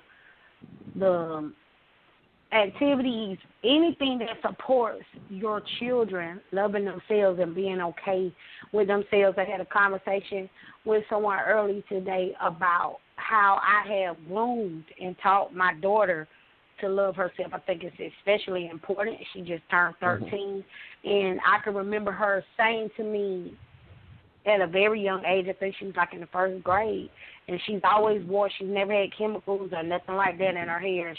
When she was little, she had her hair braided and always in beads. And she came home one day and she said, "Mama, can you put my hair up? Put the braids up in a ponytail," which was strange to me because she never asked me to change her hair. So I said I would, but I wanted to know why. And she said because some little girls were laughing at her. And I said, why would they be laughing at your hair? And she said, well, because they say I wear it the same every day and theirs is different. And I said, you know why theirs is different? Because their mom has the breasts with little edges they have up. They jealous. You know, don't get your hair cornrowed every day, Lilani. You're okay with your hair is fine. Now, if you want a ponytail, I'll put it up in a ponytail. But I'm not going to put it up because you feel like someone is laughing at you. And I had to really impress that upon her at an early age. And now Lilani wears what the hell she wants to wear. She's never came and said, "Oh, they got this. Can you take me to get this?" Not that type of child. So I think it's very important that you teach your kids to be okay with themselves. And if they like something that's different from everybody else, that's okay. And not to be a follower, but to be a leader.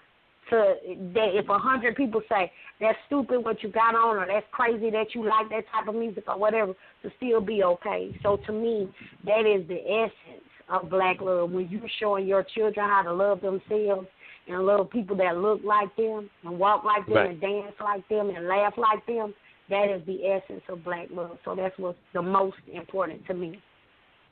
Okay. Hey, Cassandra, you got any closing thoughts on black love and any of its aspects? In a nutshell, I just feel like black love is definitely community and raising each other up, not only our children but each other, helping one another to advance in our thoughts, in our finances, in every aspect of life. Just to love one another enough to speak up and to say when you're right and say when you're wrong, and to say, just to be a community of people that love deeply from the heart, and love deeply not only from the heart but with our actions and our minds. And so when I think of black love, I just think of all my black people and how we can advance one another, and just become a better people for ourselves, not for nobody else, just for ourselves. Okay, that's what's up. All right, I got a final comment here, and I'm gonna run it past. I'm sorry I'm picking on you, Holla, man, but I just you shed so much wisdom here on the show. I gotta give this one to you.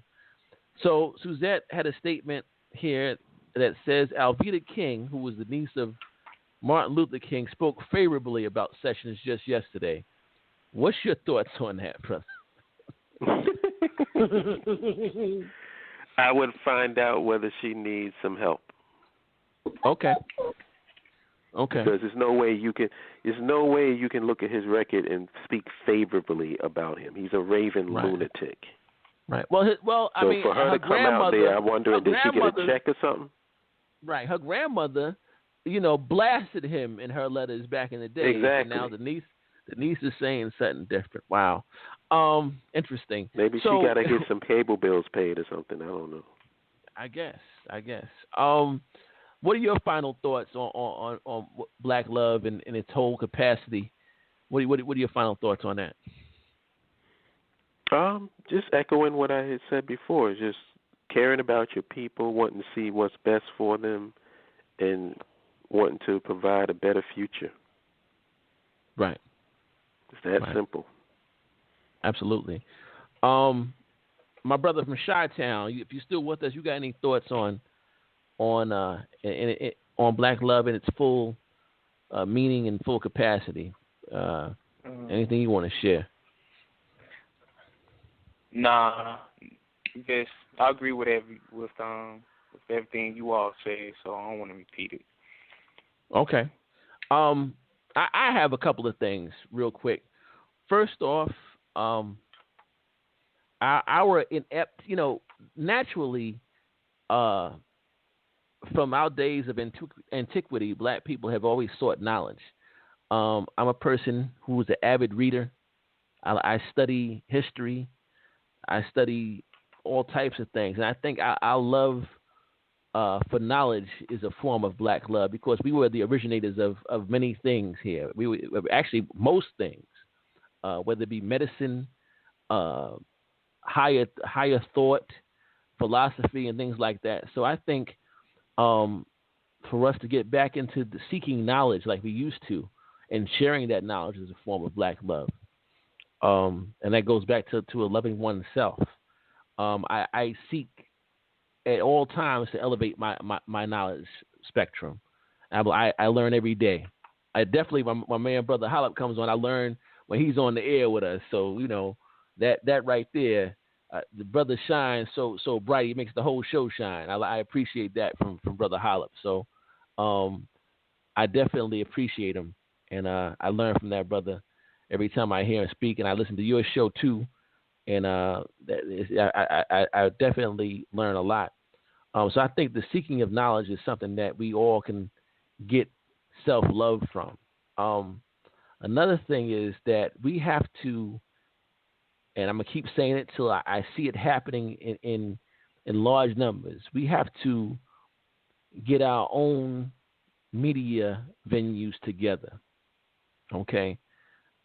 We can't continue to lean on CNNs and NBCs and Foxes for our information. We have to somehow bring forth our own media machine so that we can draw our own narratives and our own stories and tell our own stories our way. Okay? Until we do that, we will always be at the mercy of everybody else. So I think the ultimate form of black love is to tell our own damn story. I think we have to do that. And how we do it, I don't know. But, if the desire is there, then we could definitely make something happen. But we got to do that. Like I said, the old school venues we had, Ebony Magazine, Essence and all that shit, they fell off. We have to replace that with something valuable. We're tired of seeing Fox drag us through the mud and CNN and NBC shit on us, and people like freaking what's this chick's name? The blonde nut job, Tommy Lauren, say crazy shit. Mm-hmm. You know what I'm saying? We got to combat that with something viable and fire back. We got to draw our own narrative. And that'd be the ultimate form of black love right there, telling your own damn story.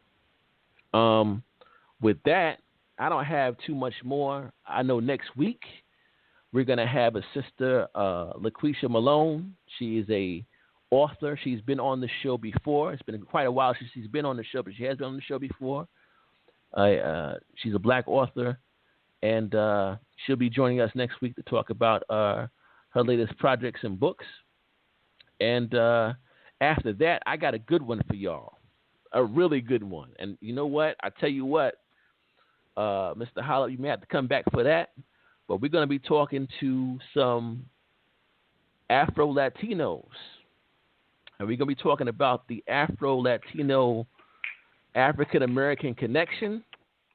Why is there such a divide, and why our Afro-Latinos don't want to call themselves black? And they're reaching out.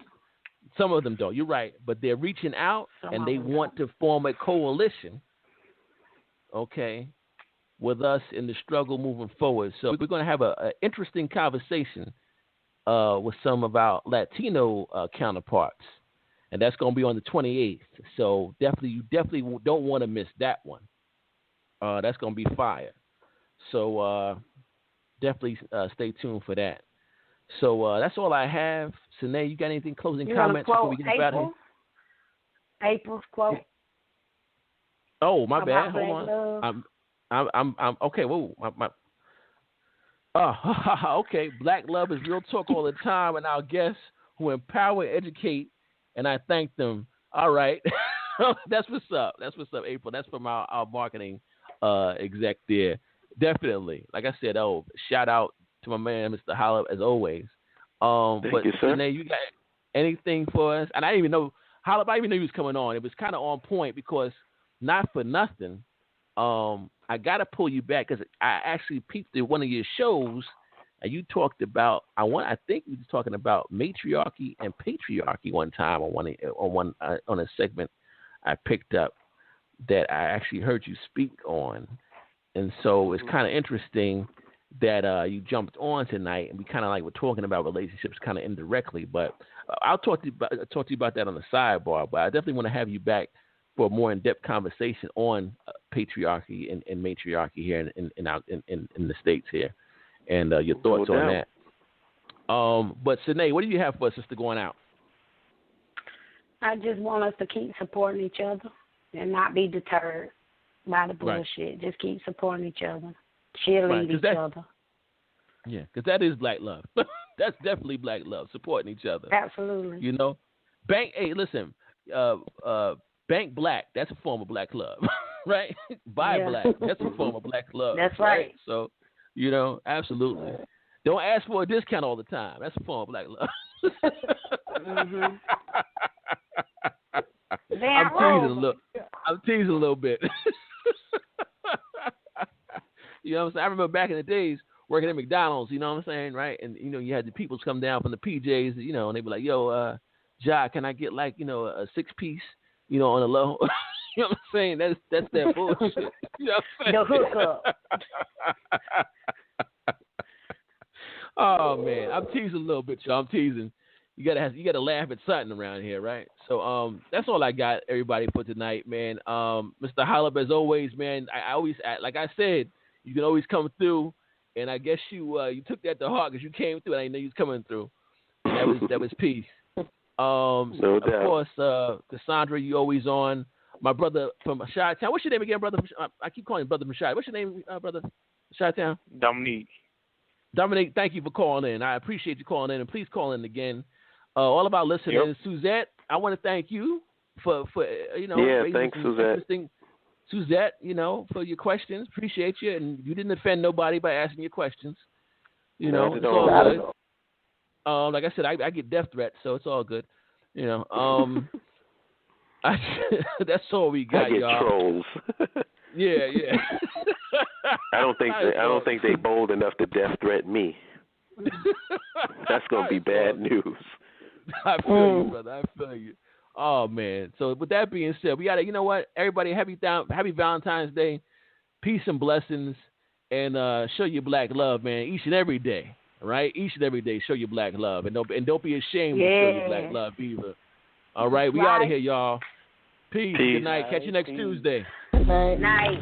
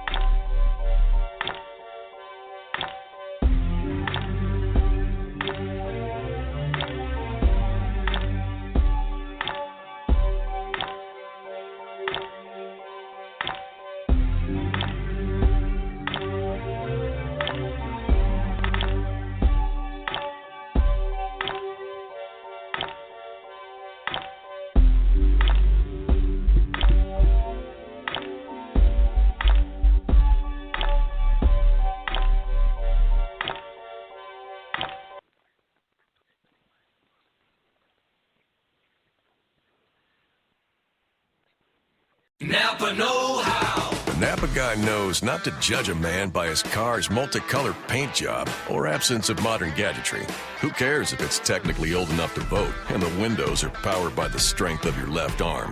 Your monthly payment is zero, and it'll stay that way. Because with over 500,000 parts and a little Napa know-how, you can keep anything on the road.